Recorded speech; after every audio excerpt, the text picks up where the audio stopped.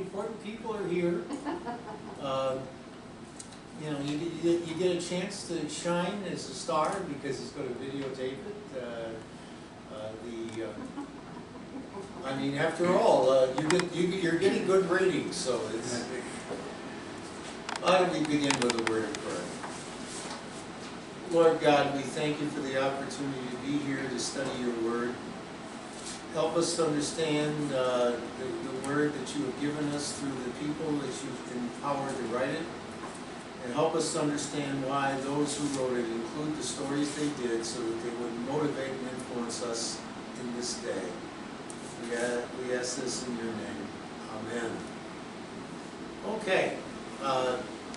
Most of you were here last week. How did, you know, when we looked at the book of Mark, what picture did you come away with Peter from what he told you?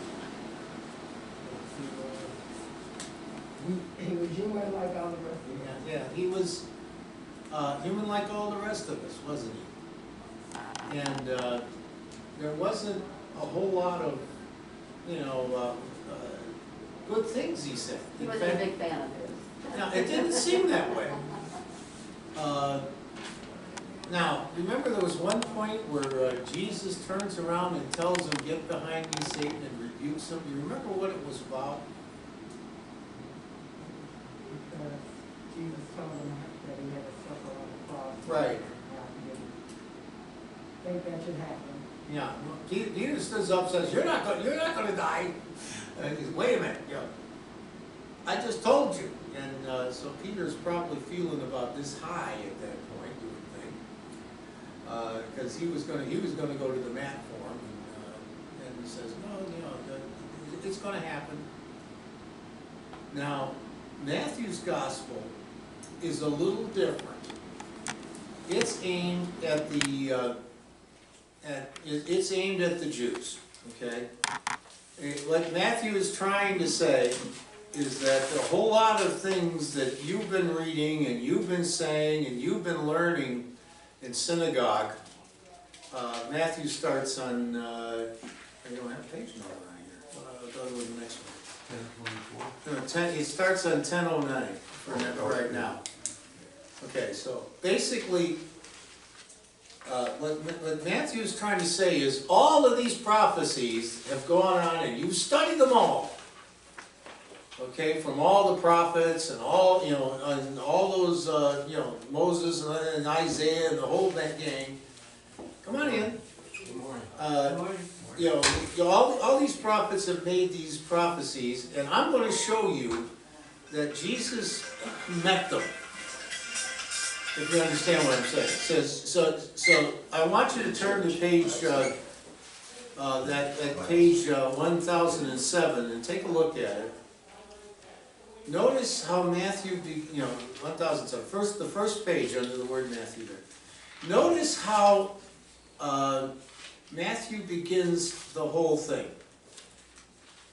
He explains how Jesus is part of the line of David, because Isaiah said whoever it's going to be is going to be out of the line of David. So he's gone through the trouble and gone through the genealogy that you see here. All right, and he's gone through step by step by step, starting with Abraham and going all the way. And notice in verse 16, then Jacob, the father of Joseph, the husband of Mary, of whom was born Jesus, who is called Christ. So he has said this prophecy that Jesus was in the line of David has been fulfilled. So that's how he begins. This is what he's trying to tell everybody. Look, you know, you've been looking for the Messiah. I'm going to prove to you that that Jesus was that person you've been looking for all these centuries. So that tells you what's the first thing. The second thing is Matthew's gospel has stories of Peter in it that no other gospel does.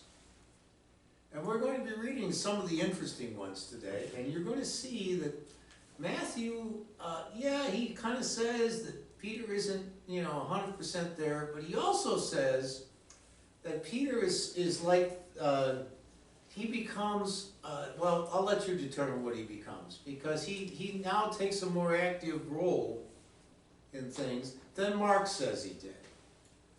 So the first thing is Matthew 14, which is on page, I should have a bunch of bookmarks here.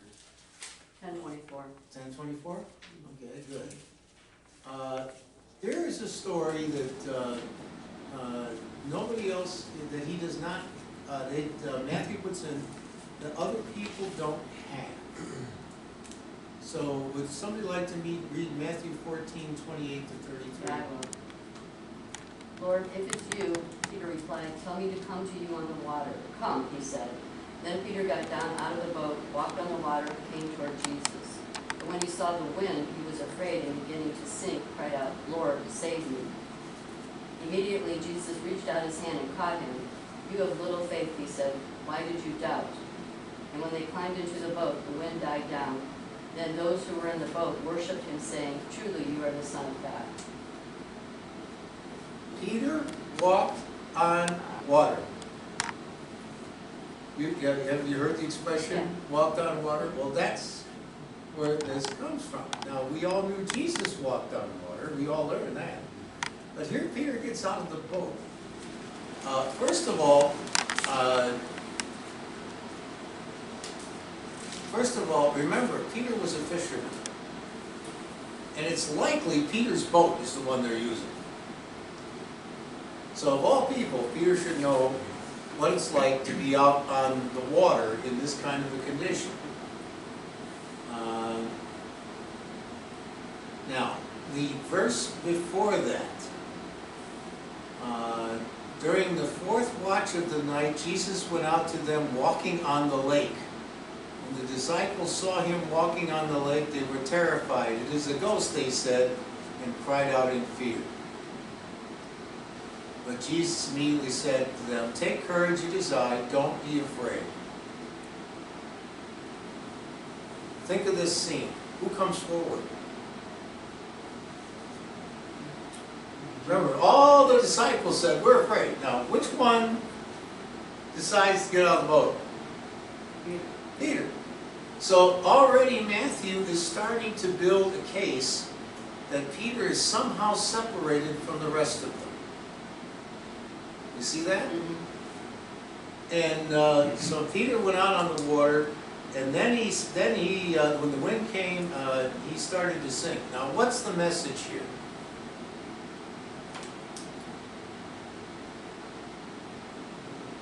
And he didn't have faith that Jesus told him he could do it. He didn't maintain his faith. First sign of catastrophe comes along. So that's why Matthew included this story. What he's saying is, Peter had faith to start with, but when things got bad, he, shall I say, got weak in the knees.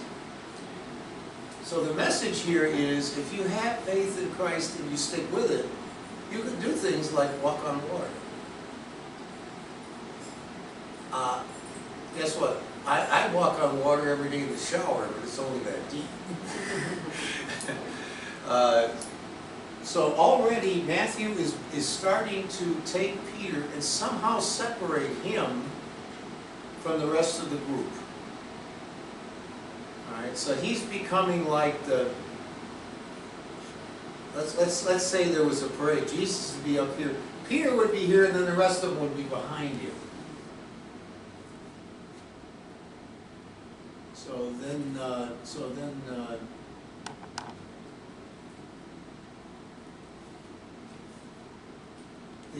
they get back in the boat. They go to the other side, and what happens? Everybody notices who he is, and a crowd develops. So the story is, if you have faith, you can do great things. If you don't, then maybe you might sink a little bit. You don't need Jesus' help to get you out of the water. Notice, what did it say about Jesus? What did he do? He reached out with his hand and said, hey, The message is Jesus will be there to reach out his hand and pull you up when you feel weak. So that's the first thing that Matthew does.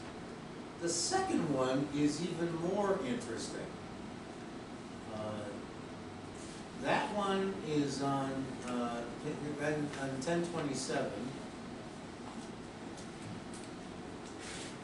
So it's Matthew 17, verses 24 to 27. It's on the right-hand column there. It starts out the temple tax. Somebody like to read that one? I'll read it. After Jesus and his disciples arrived in Capernaum, the collectors of the two drachma tax came to Peter and asked, "Doesn't your teacher pay the temple tax?" "Yes, he does," he replied. When Peter came into the house, Jesus was the first to speak.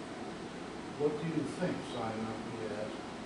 "From whom do the kings of the earth collect duty and taxes? From their own sons and from others?" "From others," Peter answered. "Then the sons are exempt," Jesus said to him. "But so that we may not offend them, go to the lake and throw out your line. Take the first fish you catch, open its mouth, and you will find a four drachma coin. Take it and give it to them for my tax and yours."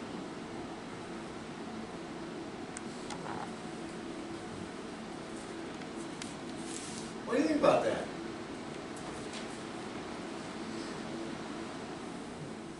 First of all, who did the tax collector go to? It says, after Jesus, the collectors of the two drachma tax came to who? Peter. They went to Peter. Somehow his reputation as being sort of like the informal leader of the group has gotten out now. They went to him. They didn't go to Jesus, they went to him. And, doesn't your teacher pay the tax? What does Peter say? Yeah, he does. So, Peter came into the house. Jesus was the first to speak. And who does he talk to? Yeah, he talks to Peter, Simon Peter. He looks right at him. He knows what was going on. And he says, who do you think the kings of the earth collect their duty and taxes? From their own sons or from others? And Peter answers, From others. right. So Jesus is saying, okay, if that's the case, throw out your line. So he must, they must have still been close to where Peter's boat was. Throw out your line, catch a fish. Guess what? Our tax will be in the fish's mouth. So, hey, just to prove to you that, I'll pay the tax if they ask, and I'll tell you what else does he say? How many drachmas is he going to pull out of the mouth? The fish? 4. 4. That's a tax for 2 people. Who is the other one? Peter. So you're saying, I'm paying my tax, I'll pay yours too. Do you see how he's being separated from the group now? You notice nobody other disciple is in this discussion. Just him. And again, Matthew is saying that Peter is now distancing himself from the rest of the group. He's kind of like the intermediary now. That make any sense? So whereas Mark had him as just one of the boys,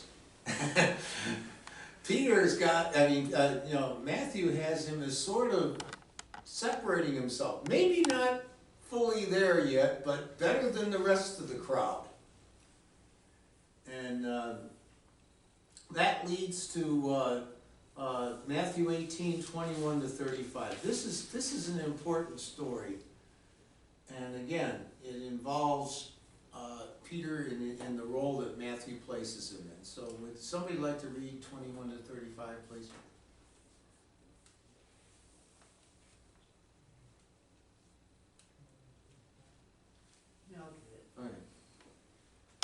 Peter came to Jesus and asked, Lord, how many times shall I forgive my brother when he sins against me? Up to 7 times? Jesus answered, I tell you, not 7 times, but 77 times. Therefore the kingdom of heaven is like the king who wanted to settle accounts with his servants. And he began the settlement. A man who owned 10,000 talents, who brought to him. Since he was not able to pay, the master ordered that he and his wife and his children and all that he had sold to repay the debt. Servant fell on his knees before him. Be patient with me, he begged, and I will pay back everything. The servant's master took pity on him, canceled the debt, and let him go. But when the servant went out, he found out one of his fellow servants who owed him 100 denarii. He grabbed him and began to choke him. Pay back what you owe me, he demanded. His fellow servant fell to his knees and begged him, be patient with me and I will pay you back. But he refused. Instead he went off and the man threw into prison until he could pay the debt. When the other servants saw what had happened, they were greatly distressed and went to tell their master everything that had happened. Then the master called the servant in. You wicked servant, he said, I canceled all the debt of yours because you begged me to. Shouldn't you have had mercy on your fellow servant just as I had it on you? In anger, his master turned him over to the jailers to be tortured, and he should pay back all he owed. This is how my heavenly Father will treat each of you unless you forgive your brother from your heart. Okay. Again, who led Jesus to tell that parable, or that story? Peter, saying, hey, I've got a theological question for you. Okay? We were taught when we were little boys that, you forgive your up to 7 times. Is that right? Peter is asking a theological question. Mark would have never guessed or never reported any such thing. So Peter is going back to his days when he was in synagogue or wherever, because he was nowhere near Jerusalem, so it had to have been a synagogue, when he learned from the teachers there that you forgive 7 times. So he's saying, well, teacher,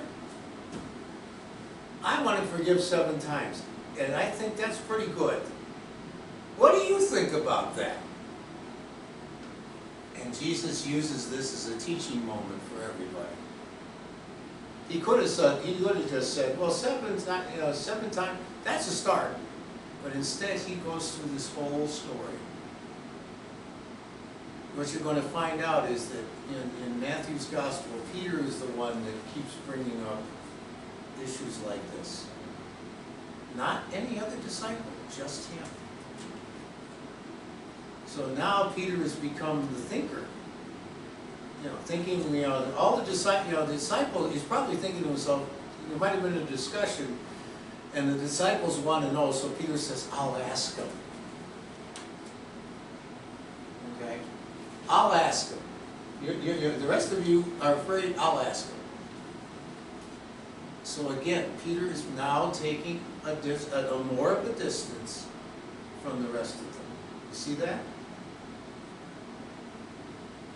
Then this becomes more clear in the next one here, which is Matthew 19:23-30.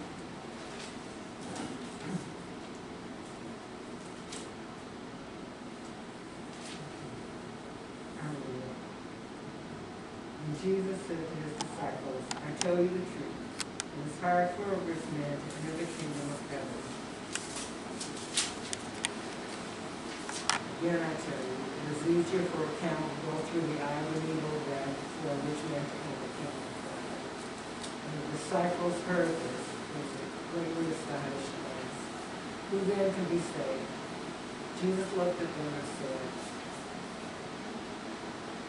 with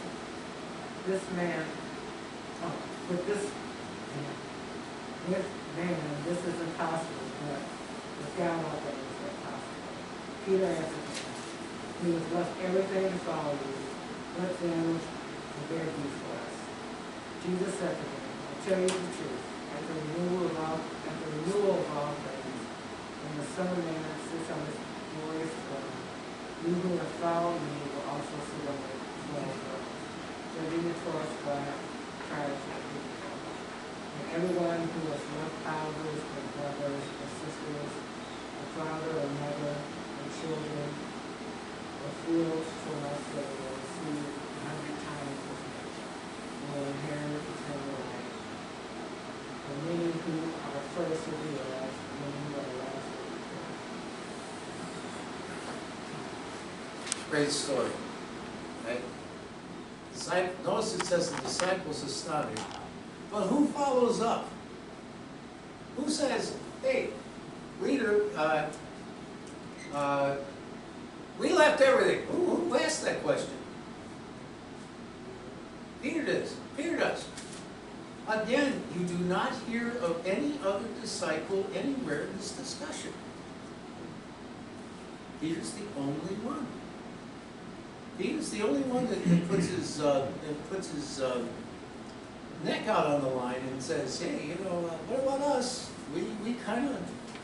We all left everything. We followed you. My boat has been docked since I've been following you. It's cost a little bit to keep it up. But Peter is the one who asks. Again, here Peter is the intermediary now between Jesus and the disciples, and it's the discussion between those two that leads to the story about heaven. Again, this is how Matthew looks at that, and I can see I screwed up the next one, so I got to find out what I really meant. Can we go over what they mean by, many who are first will be last, and many who are last will be first? Well, what do you think about that? First in what? Meaning like if you're rich and powerful now on earth, that in heaven you won't have the same kind of, because that's not important. Right. Think of it as a nightclub. There's a bouncer standing at the door. What is he, if you want to get in, what is he, first thing he looks at? He looks at the list. And what does he say? You're not on the list, but you are, go right in. That's what Jesus is saying. If that's your case on earth, and you're on the list and you go in, and everybody who's not on the list, has to stand outside or wait or something. That's a lot of life is like that. When the people who are first go to the fancy restaurant, what happens? They get the best seats. The maitre d' finds the best seats for them. And if you show up, what happens? Well, we're kind of busy tonight. Come back in about 4 hours, if you can come back at all.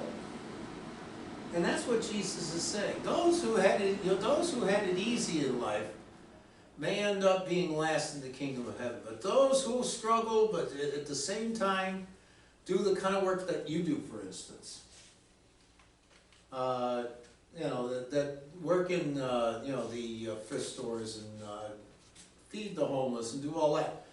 You guys are the ones that go to. You're the ones that go to all these fancy places and you never get a table, but you got a table at my place. That makes sense? Yeah. It's amazing how it works out that way. And one of the things, for example, one of the things that they noted with the Guardians is the Guardians, most of them, do a lot of work in the community. And they were talking about it in the game last night or the night before, how it used to be that the team would set up these events and say, who's available? Now the players are coming and say, this is what I want to do, and the team finds out a way to do it. For example, I guess there's a couple of guys on the team that play chess with all the local high schools. And they take on the chess teams. And the thing is, the chess teams usually win. But it's amazing. So here's one player taking on 3 people at once. Now, the team, they asked the team, find somebody who does that. And they found a bunch of high schools that were willing to do it. Aaron Savali came to the Great Lakes Science Center, and my daughter was one of the people taking him around. And he did the experiments and did all that kind of stuff. He's still doing that. And apparently they got a van that goes with them, and they go into schools and do all this kind of stuff. See, it doesn't matter how famous you are, but if you do that, what Jesus is saying, if you do that kind of thing, you've got a good chance of eternal life. But if you just give a few bucks here and there and walk away, that's a different story. But that's what he's talking about here. But what Peter is saying really is, we gave up everything. We should have something special. And what does Jesus say about that? He says, I'm going to build 12 thrones for you guys, and you guys are going to be judges of the 12 tribes of Israel. Remember what I said about why Matthew wrote his book. He's writing it for the Jews. And who are the Jews? The 12 tribes of Israel. So he's saying, you guys are going to be special. You know who Jesus is, so guess what? We're going to be judging all the rest of you, so get on the bandwagon or else. And so that meant a lot to the people who were there at that time. So if you understand what I'm saying, the people who would have heard this story, it would have clicked. I mean, we sometimes read over it and don't understand, but those who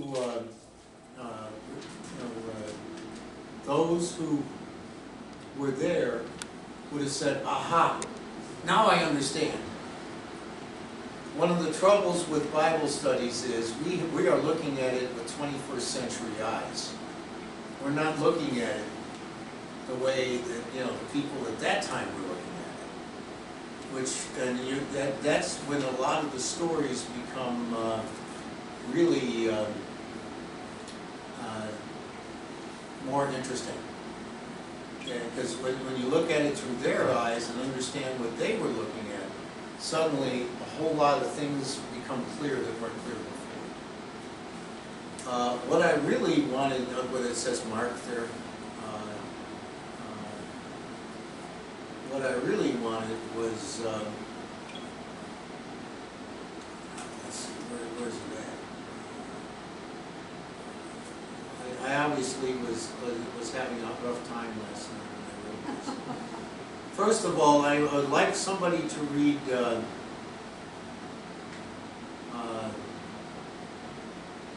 Matthew 26, verses 31 through 35. This is important. I missed it on the sheet, but it's there. Matthew 26, 31 to 35. You can write it on your sheet.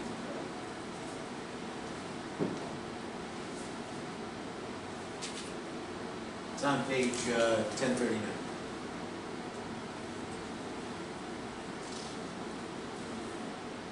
(31 to 35). Yes. Then Jesus told them, this very night you will all fall away on account of me, for it is written, I will strike the shepherd, and the sheep of the flock will be scattered. But after I have risen, I will go ahead of you into Galilee. Peter replied, even if I fall away on account of you, I never will. I tell you the truth, Jesus answered, this very night before the rooster crows, you will disown me 3 times. But Peter declared, even if I have to die with you, I will never disown you. And all the other disciples said the same. That's nice. Okay. See how Peter is like saying, no, I'm right next to you. I got your back. Whatever happens, I got your back. But then it didn't work out quite that way, did it? But again, notice what, if you look at verse 31, for it is written.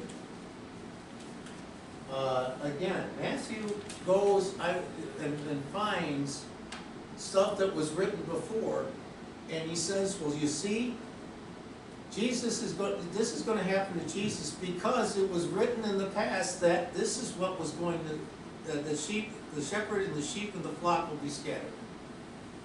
He says, it's been foretold already. And Jesus is going to act this out. So, okay, all of you Jewish scholars, you know this was said, you know this happened, therefore Jesus is the right guy. But notice again, Peter says, no.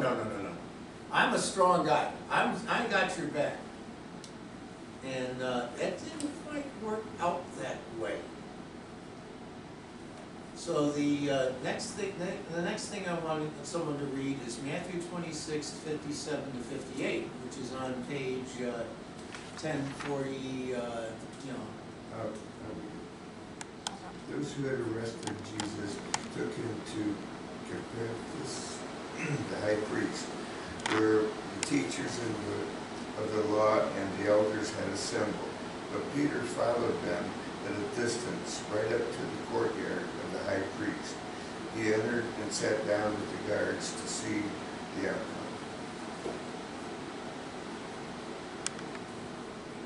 How many other disciples were with him? Only him. Okay, remember what we talked last week. What happened? These people showed up with clubs and everything. Jesus gets arrested, and everybody scatters. Well, now Matthew says, take a look. Peter's kind of following along, looking around the corner, doing this. Seeing How what's does going on. Matthew know all this is going on if he's not with them? That's a good question. Unless the only way he would know is if others told him. But anyway, that's right. Matthew was one of the people that sort of disappeared. So he's saying that Peter's there. He's kind of there. He's hiding around the corner. Then notice who he sat down with.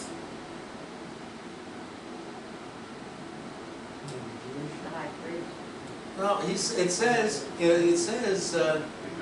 he sat down with the guards.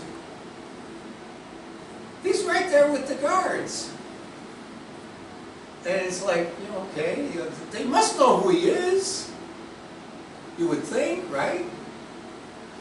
I don't know if these were the same guards that arrested him, but by reputation alone, they should know who he is. And he's sitting right there with the guards.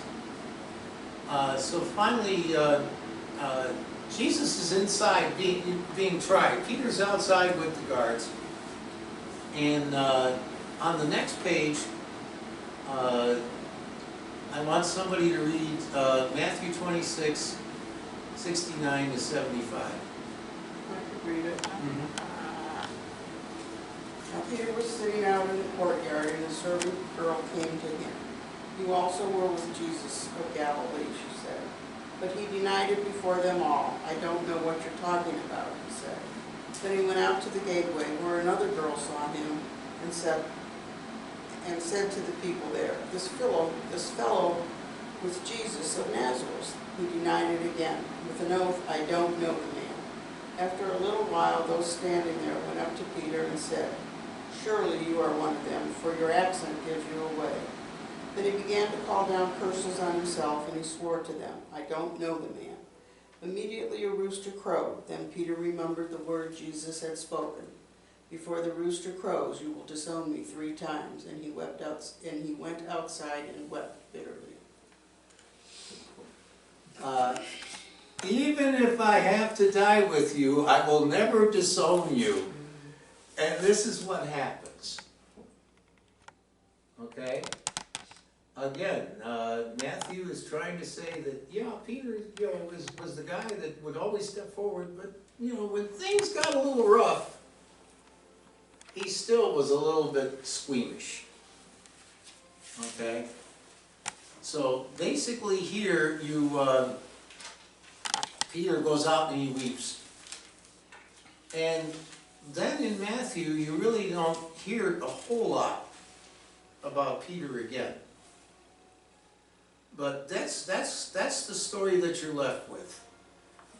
Peter was always the guy that stood up and said, I'm going to be right behind you. And then it's like the old saying from the 60s. When the Lone Ranger and Tonto are surrounded, and the Lone Ranger says, "We are in big trouble." And Tonto says, "What do you mean we, Kimosabi?" That's what's going on here. Now, the other thing I wanted I wanted you to go to Matthew 28, because it's on page 1044. Peter, as we know, becomes like the spokesperson for the group, and you wonder what could have happened that possessed him to work with John and start professing the faith after the resurrection. Would somebody like to read Matthew 28, 16 to 20?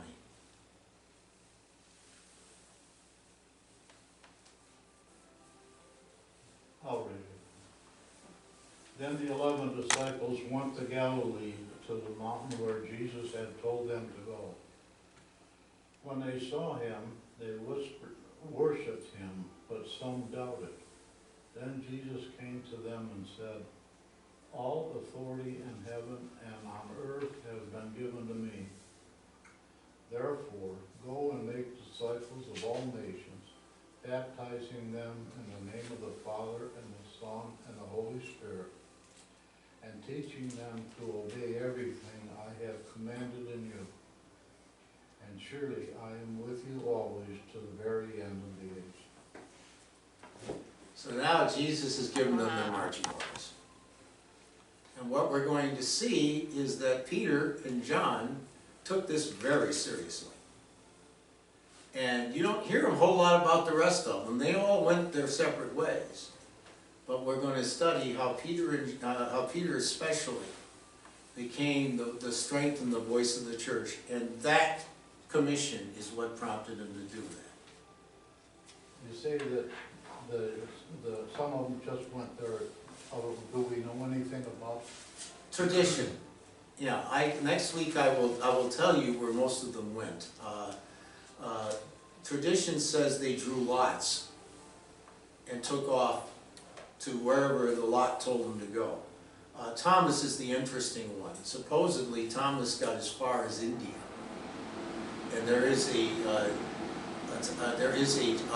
denomination and a church in India to this day that still worships him as being there. So I can do that real easy. Bring it in next week, and I'll tell you where it's believed most of them went, because they all went this way, that way, that way, that way, that way. Now the last thing I left is, and Becky's got to read this one. Matthew 16, 13 to 20. I left this for last because I think you need to know that Matthew includes this. Mark did not. But Matthew 16, 13 to 20.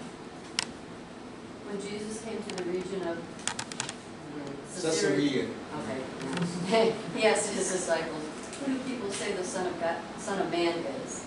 They replied, "Some say John the Baptist, others say Elijah, still others Jeremiah or one of the prophets. But what about you?" he asked. "Who do you say I am?" Simon Peter answered, "You are the Christ, the Son of the living God." Jesus replied, "Blessed are you, Simon, son of Jonah, for this was not revealed to you by man, but by my Father in heaven. And I tell you that you are Peter, and on this rock I will build my church, and the gates of Hades will not overcome it. I will give you the keys of the kingdom of heaven. Whatever you bind on earth will be bound in heaven, and whatever you loose on earth will be loosed in heaven." Then he warned his disciples not to tell anyone that he was the Christ. Ha! Gets singled out, doesn't he? What do you think his ego must have felt like?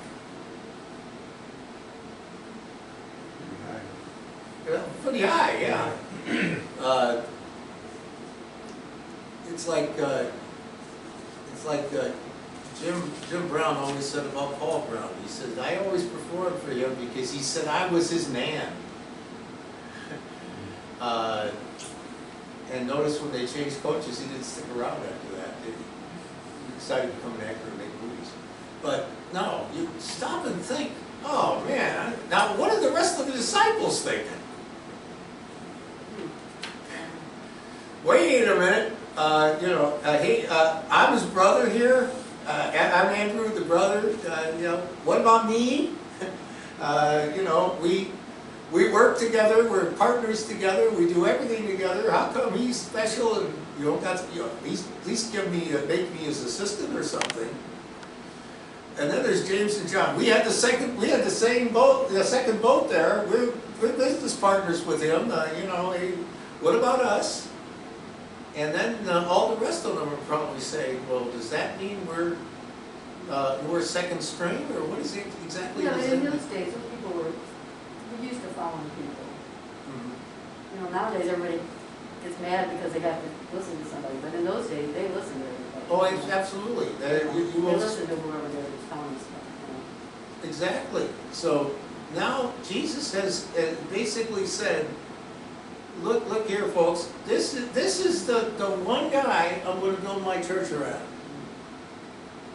And as we said in the Catholic faith, that is, they believe this. It is the bedrock that their whole faith and denomination is based on. That's why it's Peter was the first pope. That's why all the popes are in St. Peter's Basilica. He is. There are three things that they base their church on. Peter being the rock is one. The Immaculate Conception of Mary is the second one. And poverty, chastity, and humility is the third one. Because you notice about the rich man and the poor man that we read today. What I don't understand is why Jewish people all of a sudden stop believing. Why do they still think he's coming? Well, because I don't understand it. Well, because there were a whole lot of messiahs running around, okay? And a lot of them believed that Jesus was just another one of them. If you read the writings of the historians, they believed that he was just another good guy. I mean, if you read in Acts, there was a whole bunch of characters flying around. I mean, literally, there was a guy that built a tower and wanted to prove he was the Messiah, so he jumped off the tower to fly, and actually he killed himself. But there were others as well. So they just assumed that Jesus was just one of this pile of whoever. And the other reason was they expected the Messiah to be the one that would free them from the Romans. And Jesus did not fill that bill at all. I often question this last part, point. Then he warned his disciples not to tell anyone that he was Christ. That is in all the Gospels. I guess he figured that he wanted people to come to that decision on their own, because he could have just wandered into the world like a heavyweight boxer, going on pay-per-view, going through the aisle and pyrotechnics and everything else, and here I am, the world's champion, and da-da-da-da-da. He didn't do that. He wanted each and every person to believe based on what they heard and what they saw. I mean, let's face it. He could, he had the power to change matter. He had the power to do anything he wanted to do, and he rarely, if ever, used it. The other thing was, you know, there was a lot of writing, especially lately, about how Jesus apparently did not want to be known as a miracle worker. That's why whenever he healed somebody, he told them not to tell anyone. You know, because if he became a miracle worker, then no one would listen to anything he said. Instead, they just show up to get their leg fixed or their foot fixed or whatever it was that was bothering them. So that was the other reason. He didn't want anyone to just look at him as being like a genie, you know, where you get 3 wishes or something. And it's very important to realize that he was reaching out to people that no one had ever reached out to before. And he wanted them to believe. And and I guess you had them here, to Telestai. Mm-hmm. Yeah. Remember the song when Jesus sings it? You asked me to teach them, but I couldn't reach them. And he sings it in a lamenting sort of way. That's what this whole thing was about. You know, remember, he always seemed to have it in with the Pharisees and the scribes and whatnot, because they realized if Jesus was really the Messiah, then guess what? We're out of a job. And we like this job. They take good care of us. We get the best of everything. And but if Jesus is right, that means we're wrong. So that had a lot to do with it too. So what Dave asked, what the last sentence is what the disciples did. They went out to tell everyone that Jesus was the Well, Christ. that was after. That's why I had you read the last thing. When he went into heaven, he told them, "Now it's okay." Remember, he said, "Go and do this now." Oh.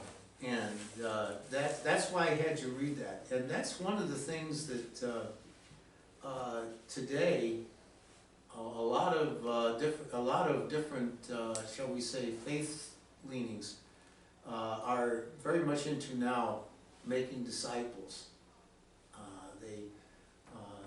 And sometimes they're overzealous about it. But that's the passage that they point to as to why they do that. Sometimes I wish we Presbyterians were a little better at that. I've talked to Pastor Jim next door. That's the whole philosophy of the Vineyard Church, is to make disciples. And that's why they have such big mission programs and get people involved in all that stuff, because it's not because they think they need them to get out in the community anymore. They want to make disciples out of them. Now, they have a much different way of doing it, but that's what they're doing. And like I said, everybody was here on Tuesday trying to clean up. I said, there's so many cars out there. Oh, they're having a slow day. There was only, what, 27 of them waiting? Yeah. 27 cars at an hour before the food bank opens, waiting to get through the line. And what's the time the first guy showed up? They usually show up at noon, don't they? That was before noon. Yeah, Yeah. they usually show up at noon. Yeah, so this guy was out under a tree when his car was parked there. So, one of the things I'm wondering someday is maybe we should go and maybe we should knock on the window and give them a brochure. Because, after all, they are here. But that's the reason. Jesus wanted each of us to come to accept him as we are. Not because we're afraid to, not because we're, that he was going to be like Zeus and hit you with a lightning bolt if you didn't. But instead it was, because we wanted to.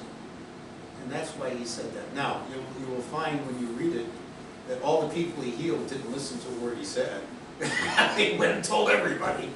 But, it is what it is. And the woman at the well, what's the first thing she did? She ran and told the whole town. I don't know, but I suspect Jesus knew that was gonna happen, but at least he tried.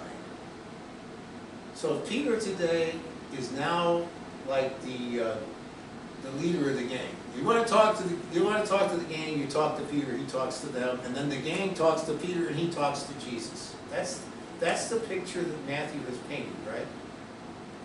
Because a lot of the things he's asking, I don't think he thought of on his own. I'll bet you they kind of were discussing it as a group and said, what would he say about this? Well, I'll tell you what, I'll ask him.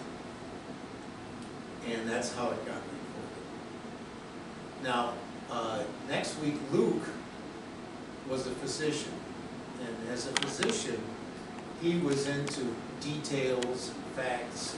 He apparently interviewed, I don't know how many people that he interviewed that knew Jesus and knew about him. Remember Luke traveled with Paul and did all these things. So his gospel has a lot of stuff in it that none of the others do either. But he's trying to write it from a factual point of view, and he actually writes it for a particular person whose name I cannot pronounce. Who's considered the most prominent disciple? Well, Like between Peter and Paul, because you yeah. have all the writing, all the writing. Well, from Paul, but he in- seems to be more put out there. in our denomination, we're more on the Paul side because of all the letters he wrote. But in the Catholic Church, it's always Saint Peter and Paul. Peter is always first. And I've seen a lot of Saint Peter and Paul's churches around. And they usually, and then also there's a lot of St. Peter's churches, practically one in every city that I've ever been to. So that depends on where you're at. But the point of the matter is, remember, 3/4 of the New Testament is Paul's letters. And now there's also 2 letters of Peter we're going to look at. We're going to do that. Okay, it's about 7 minutes to. It's about time and the rest of the gang is